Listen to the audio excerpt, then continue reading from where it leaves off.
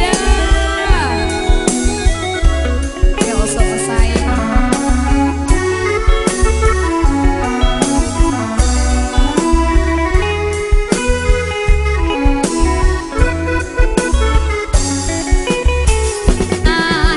เป็นสาวนา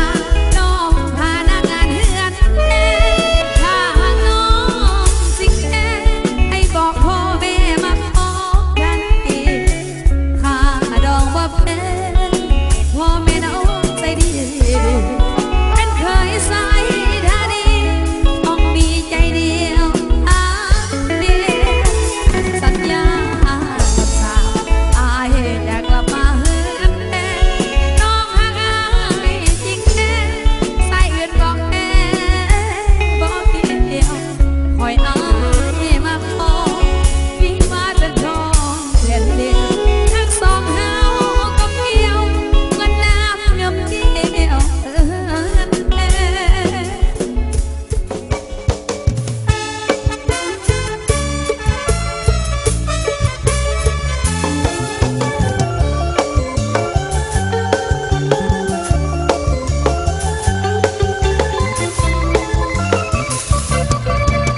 แต่กับเขาโลดน้องอย่าเศร้าอย่ามองมือน้องมีใสเพื่อนแม่น้ำตาอายไหลเจ็บสันเพียงใดอายกะสิทนสวรรค์คงบ่ได้สร้างให้น้องนั้นมาคู่คนจนเสียงอวยพรดังมาจนปัดโผใจคนเหตุได้คนดีหากกันมาหลายตื่นสุดท้ายแตกเถิดกลายเป็นเกือบชนเขาก็พูดดอกเด้อน้องสาวคนสองเฮาตั้งมาเพียงนี้เขาเศรษฐีรวยหักให้คนข้างทางบ่หักบ่มีขอจบหักเอาเพียงเท่านี้ขอจงสุขีโชคดีเด้อครับป่าโคน้ำเดือนโคดาวชื่อว่าบ่รถจับดอกลาที่ทางอายบ่มีหักซ้ำนี้กระสุดที่ดีใจ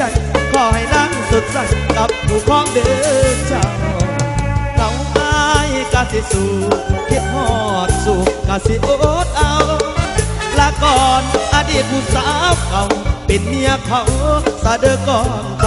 ำขอให้เป็นเมียที่ดีตัวใหม่นี้บ่ต้องขัดขวางศาสนาที่คอยพบกันส่วนศาสตร์นี้นั้นอายมันจนเกินไปจูบหักไปบ่ขอไปสานต้องขอลาเด้อพี่น้องอย่าบอกเศร้าเก่าสิทักศาสตร์นี้เพราะฐานะบ่สมกันได้กับพอโลดเด้อนะอายบอกโง่ดอกนางนอเอาเกี่ยวให้ได้ไหมเกี่ยวให้ได้ไหมช่วยเอายกเด้อจอกเบียร์หันยกเด้ออันเพเซตรงนั้นเพจบ้านลองวางเอายกจอกเบียร์เด้อ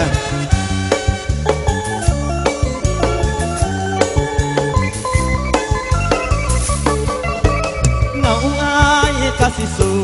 คิดฮอดสู้กะสิอดเอาลาก่อนอดีตเมียเก่าเป็นของเขาสะเด้อก่อนคำขอให้เป็นเมียที่ดีตัวอายนี้บ่ขอขัดขวางศาสนายังคอยพบกันส่วนศาสตร์นี้นั้นอายมันจนเกินไปจุกหักไปบ่ขอไปสั่นต่อขอลาเด้อพี่น้องอย่ามองเศร้าเก่าสิทักศาสตร์นี้เพราะฐานะบ่สมกันแต่งกับพ่อโลดเด้อนะอาย